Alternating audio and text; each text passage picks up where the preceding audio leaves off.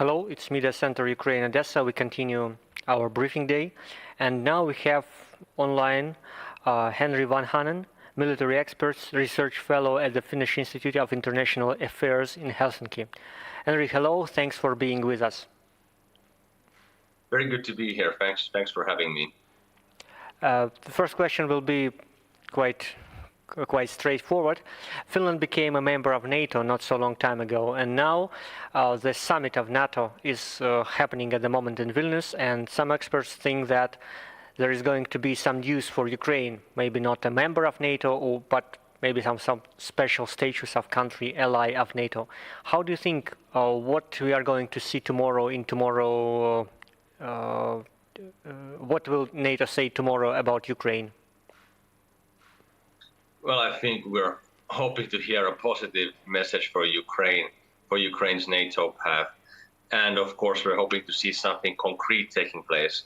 I myself visited Kiev a couple of months ago, and speaking to many experts in your country, I think they echo the same message that this should not be the Bucharest summit of NATO 2.0, which means that we would give some vague promises or some vague steps which will not lead to what is ultimately necessary here, which is, of course, getting the security guarantees of NATO Article 5 to Ukraine as well. And I do share that estimation. I do really hope that we are going to see something concrete. What could it be? Perhaps it could be a NATO membership action plan. Perhaps it could be establishing a NATO-Ukraine Council, some kind of concrete step to go forward, because I think it's not just for NATO's immediate security, but it's also for, if you think about European security in the long run, I think Europeans and in NATO, we cannot afford to miss this opportunity to integrate Ukraine into NATO. And I think as Finns, we do share, of course, obviously, the sympathy with the Ukrainians. We have had our similar problems with our neighbor in the east, and we do understand that the only way to deter Russia is to be under Article 5 of NATO security guarantees. So obviously this is something that I would like to see for Ukraine as well. And we also do understand that Ukraine played an essential role in the resistance of Ukraine to Russia's attack that helped Finland and gave Finland the time to enter NATO as well. So we do want to see concrete steps in Vilnius. Thanks. As far as we know, a few days ago, Finland gave Ukraine the 17th package of military support, about 100 million euros. And from open sources, we know that there are air defense systems and munition. Maybe you have some more detailed information about what's inside the 17th package. And the second question is the same topic. What should be in the 18th package of military support for Ukraine? How do you think? Well, this is indeed a 70th aid package to Ukraine, and Finland has been a firm supporter since in February last year. Finland already sent its first military aid package to Ukraine, and this is now the 17th.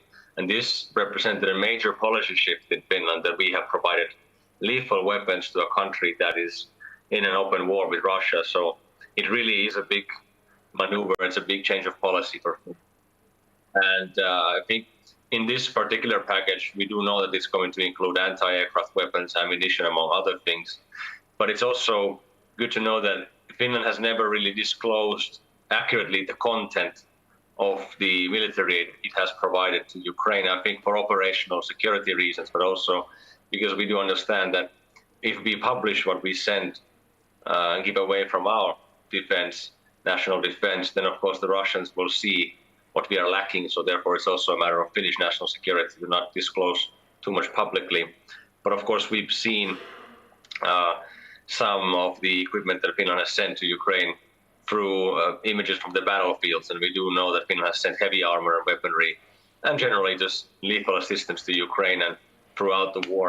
And it's always been coordinated with the Ukrainian authorities. So it is something that the Ukrainian army really needs. And what I would hope to see next, if we talk about concrete material aid, of course, continuing the support when it comes to heavy weaponry, anti-aircraft weapons and all that. I think this is what we are most likely to send in the future as well. Thank you. And the question we always ask our foreign military experts we interview, how do you think will Finland be able to give to Ukraine their fighter jets FA-18, keeping in mind that at the moment the Finnish air forces are being modernized, and so there could be some Hornets possible to give to Ukraine? This has been a topic of discussion in Finland for some months now, and this was also raised by our former Prime Minister. And at this point, however, unfortunately, I think it could be unlikely for Finland to send the F-18s, but there's a practical reason for that. And it's because we are right now, as you said, in the process of procuring the new F-35s, which will start arriving in 2025 and will be fully operational capable in 2030. So giving up F-18s at this point is seen something that could weaken Finland's immediate national security.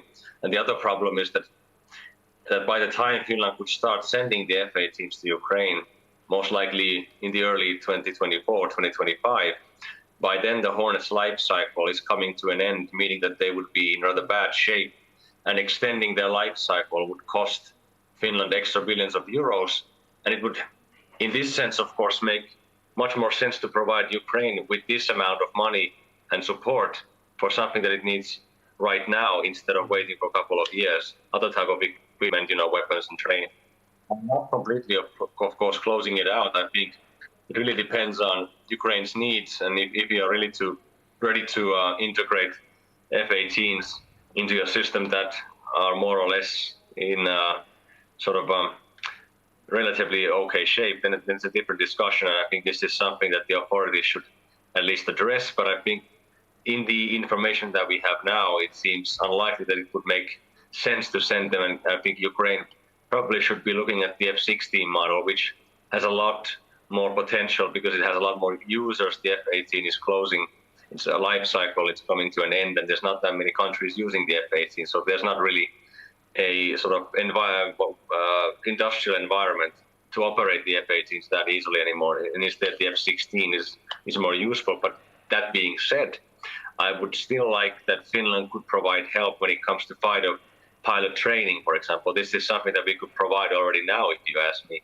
We have very good simulators in Finland, we have good Air Force, so I think this is what we should be looking at now, because we do know that there's a discussion going on to provide Ukraine with the F-16s, and that's something that Finland could contribute to through training.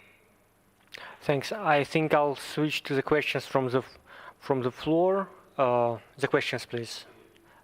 Just a second. The mic. Називайтесь, будь ласка, і ставте. Don't forget to mention you, and then you can ask your question. You can Ukrainian. Volodymyr Kryzhanovsky, the editor of the TV radio station of the outlet of the Ministry of Defense. How can you assess the situation on the front line in Ukraine, and how it can change after Ukraine will have even deeper contacts with NATO, or can possibly access NATO?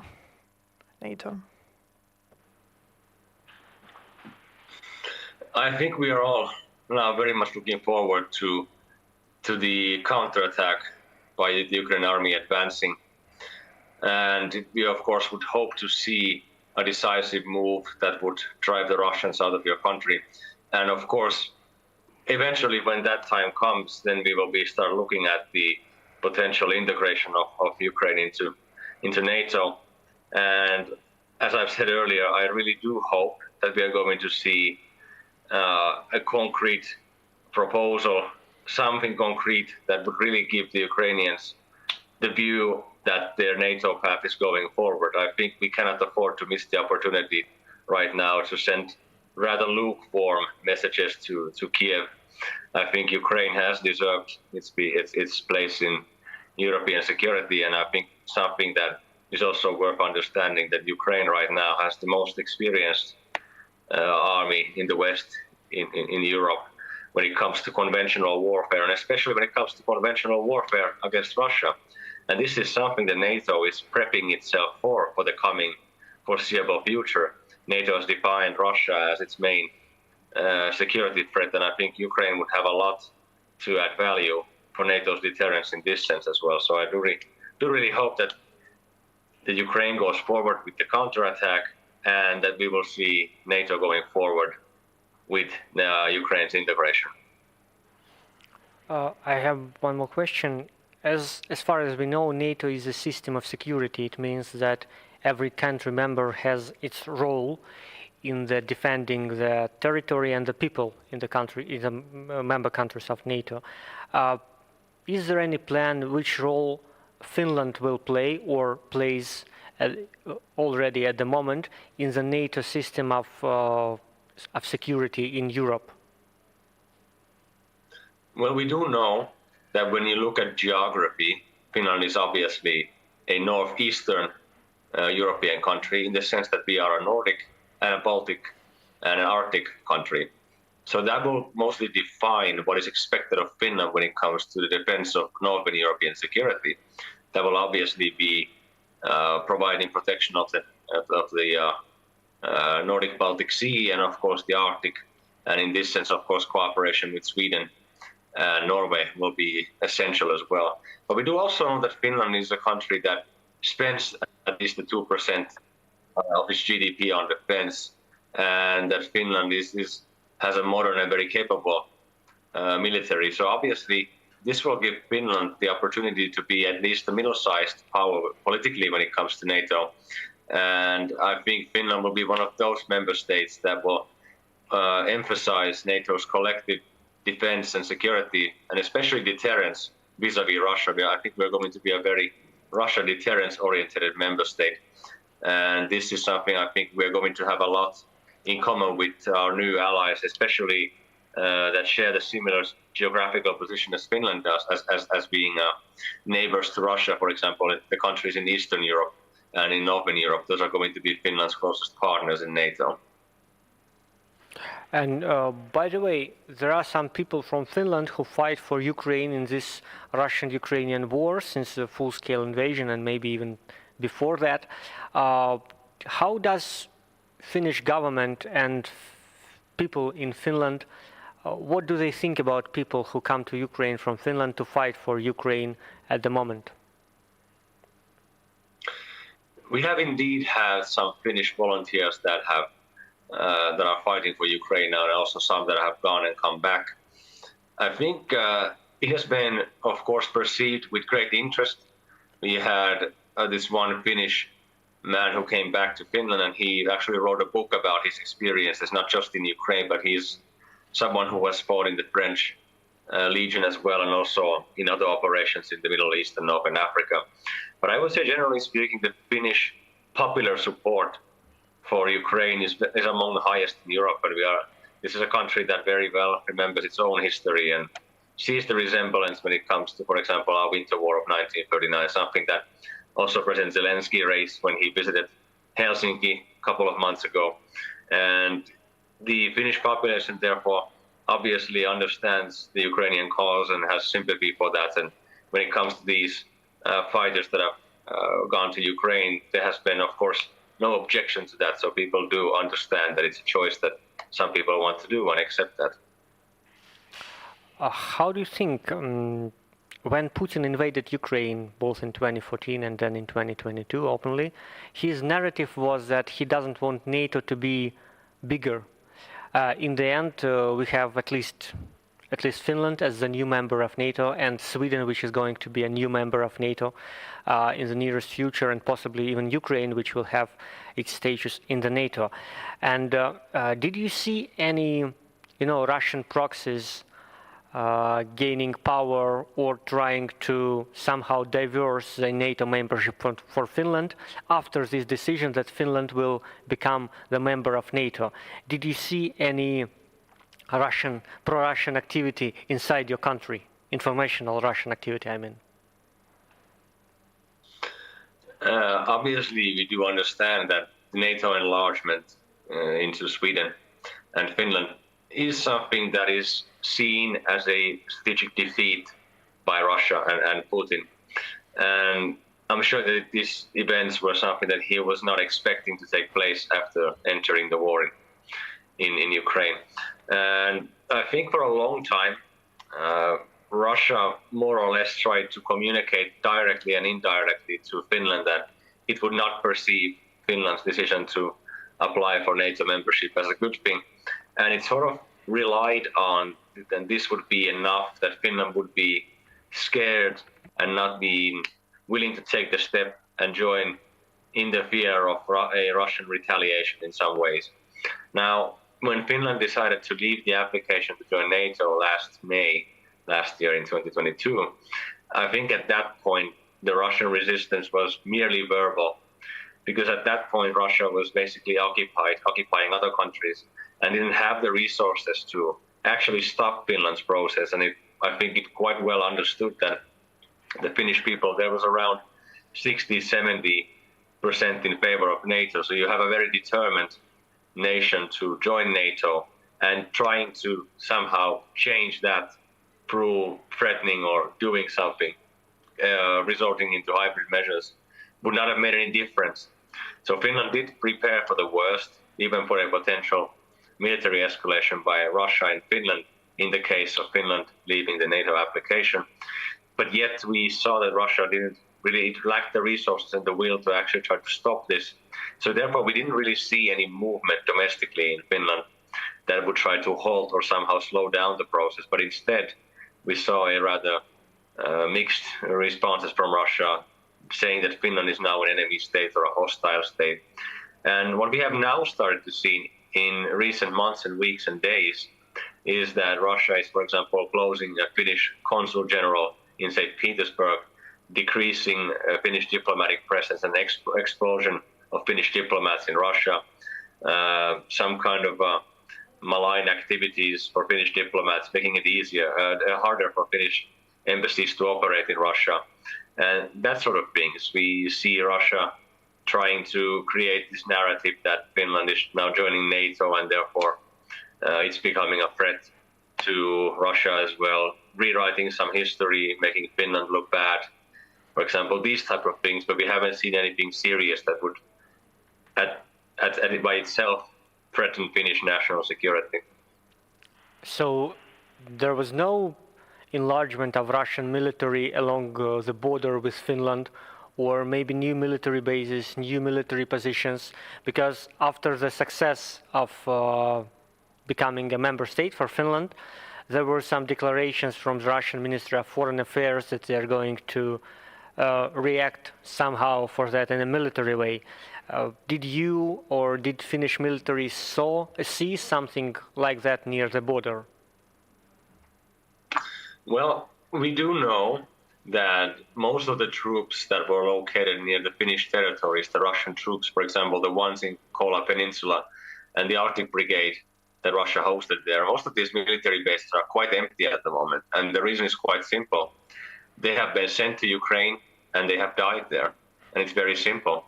Russia has, in that sense, its military presence around Finnish immediate proximity of Finnish territories has deteriorated and decreased.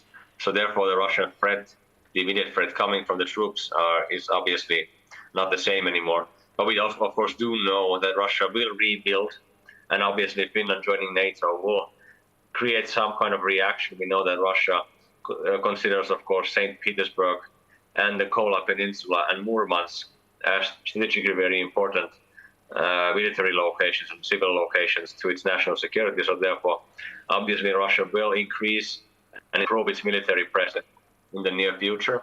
But I think the estimation is that regardless of how the war will go from now on, it will take at least 5 years for Russia to rebuild its capabilities. I understand. Thank you. Is there any more questions from the audience? No. Thanks. Henri, thanks for being with us, and thanks for your expertise and some forecasts you've given. I hope to see you here again, online or offline, if you arrive to Ukraine and especially to Odesa. Thank you very much. Very happy to be here. Thank you for having me, and Slava Ukraini. Героям слава. That was Henri Vanhanen from Finnish military expert. Our next briefing is going to happen in 40 minutes. It's going to be called NATO-Ukraine support from the south. We're going to we're going to talk to different people from southern Ukraine about the support or lack of support for NATO membership for Ukraine in the future. Thanks for being with us.